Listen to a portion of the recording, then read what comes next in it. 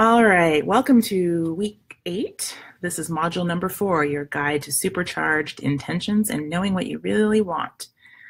A practice of self-awareness. This week we are looking at setting intentions and really putting all of the information that you've already learned in the last 7 weeks into a nice, neat little process here for really diving in and looking at what is your deepest, truest self saying about what you really truly want for your healing. And the way that we do that is, of course, we can use all of the tools that we've learned already and looking at yourself through the lens of human design, and really take a deeper, closer look at what it is that you really want, and then set the intention to actually achieve these goals for yourself. And so this week it's about knowing what it is and having the intention. And then next week we will dive into looking at the affirmations that we can use to simplify this process of reprogramming the subconscious mind to create our preferred experiences.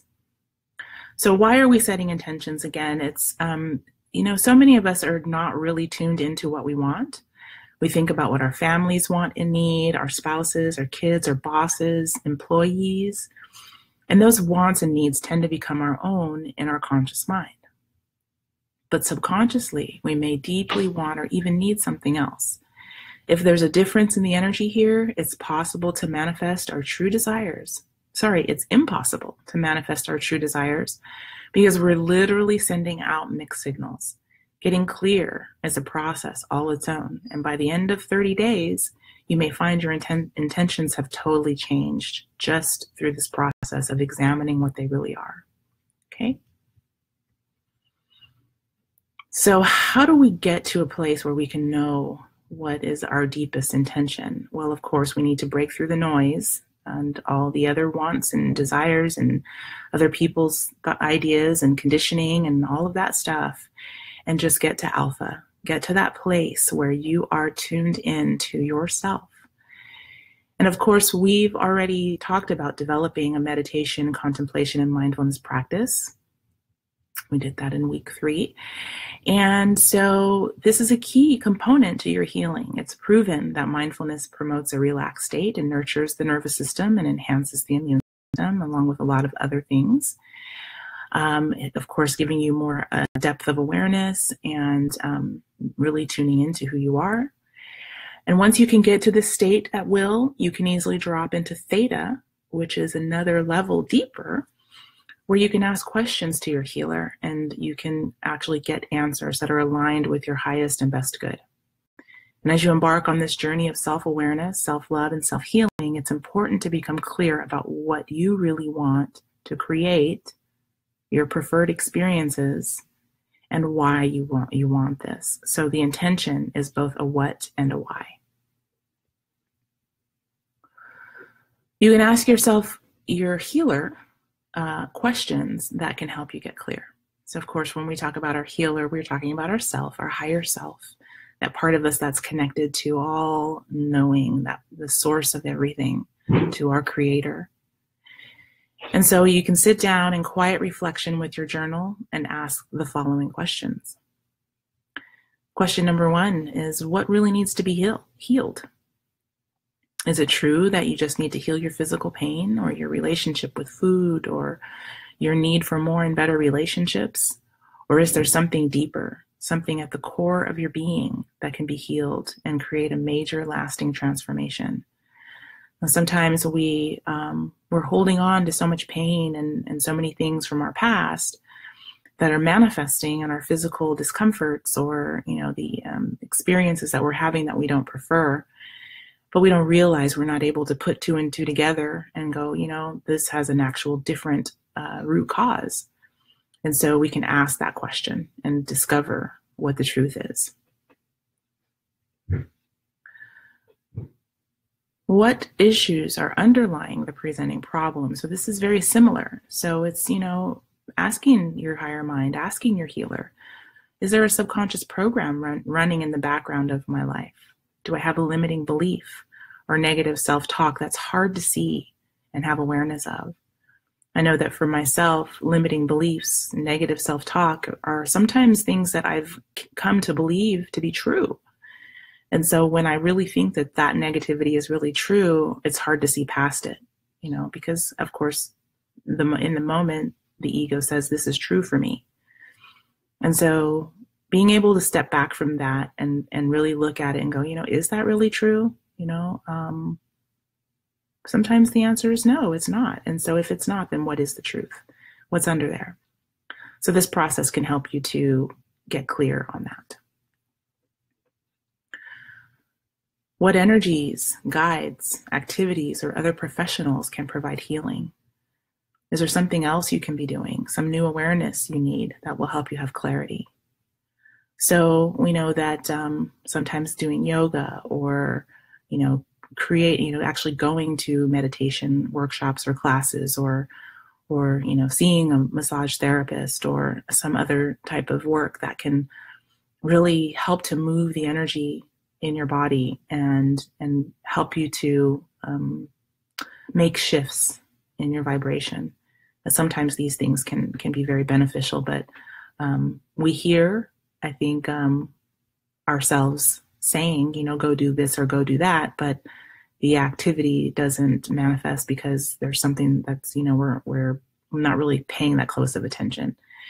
And so in this process of being in your mindfulness, in your state of relaxation, you can maybe even hear more clearly that there are some activities that you can do that would really help you to achieve this. And then the next question, what is the best way to achieve a healed or higher state? So even just being as simple and coming as directly to your questioning as this, tuning into your healer and letting her guide you to that deeper awareness, how you can gain awareness and experience of infinite love.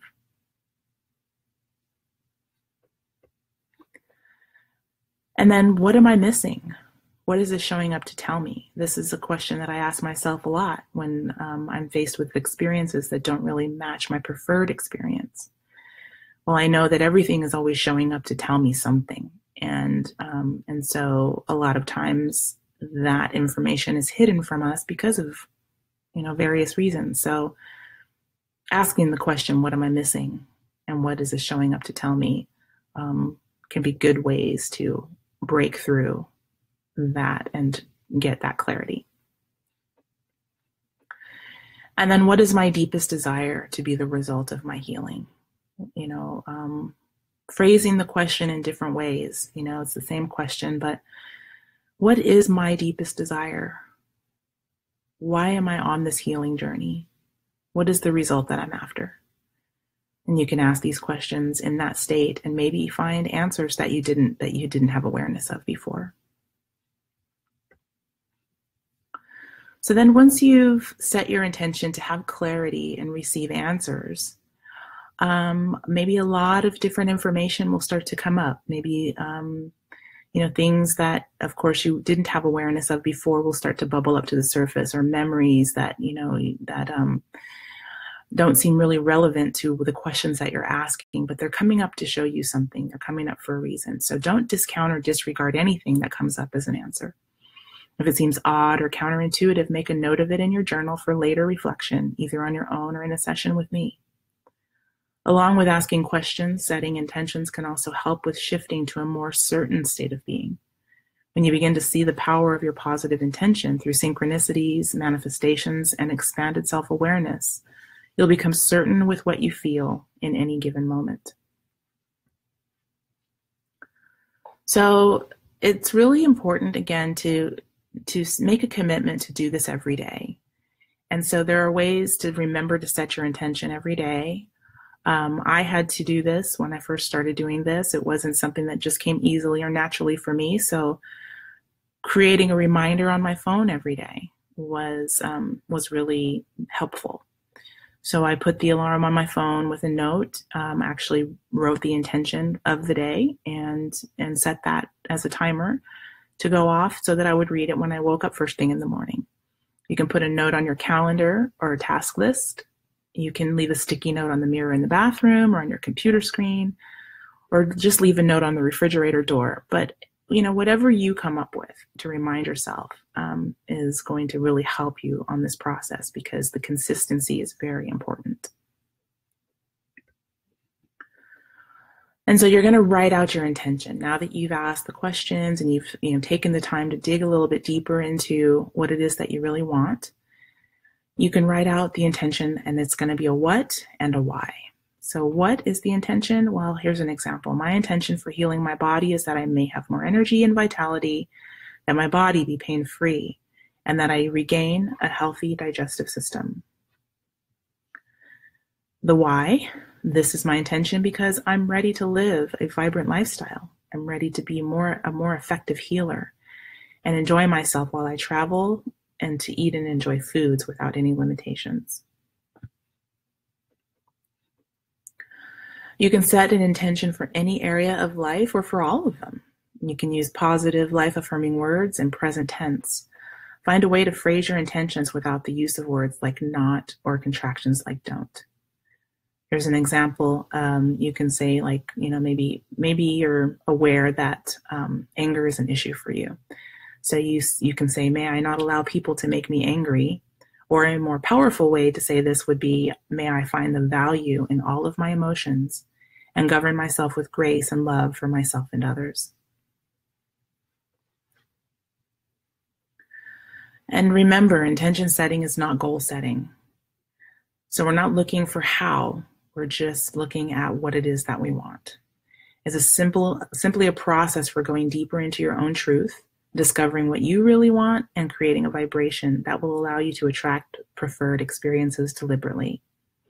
Because the intention is not a goal, there's no need to think about or dwell on how this intention will come to pass. We're simply creating the feeling frequency of the preferred experiences and allowing deep awareness of our own truths to rise up from the subconscious. And just a quick note about anti-intentions. So these are going to be those negative thoughts or those resistant thoughts. And they may arise and they're counterproductive to your preferred experience. They may be long-held beliefs that are now being exposed to the light of your healing process. Yay for these energies coming to your awareness to be healed and cleared, and to make way for new, more powerful and preferred thoughts, feelings, and beliefs. This is the beginning of the process of spontaneously letting go. Remember that resistance from Module 2? If in this process of identifying your true intentions you find resistance, you have a tool that you can use to help yourself clear it. So you can use emotion code or one of many other tools. Use those to help you on this process. So what you're going to do this week is practice setting your intentions and writing them out. Your intentions can be pages and pages and pages long. They don't have to be short. Go with whatever your stream of consciousness is, and dig deeply as you feel like you want to dig. But just know that it can be very simple as well, and you want to make sure that you have a what. What is my intention for healing this particular aspect? So my intention for healing my fill in the blank is that I may, whatever that is, and then the reason why is because, and whatever that reason is. In getting clear on your intentions, again, it can be, you can write as much as you want. There's no limitation on how much information that will come forth. And sometimes even your healer will begin to speak to you. A lot of times when I'm writing out my intentions, it's coming through as an instruction from my healer, and she's talking to me using you and your instead of me, instead of I, pronouns. So just write it out the way that it comes to you. And then next week, we will take these intentions and create our affirmations based on what our intentions are for healing. Okay, so that is it for this week. Please, please, please feel free to share your thoughts and feelings on this in the group. Ask me any questions, message me, email me, or just post your questions in the group. And we will reconvene next week on Module 9.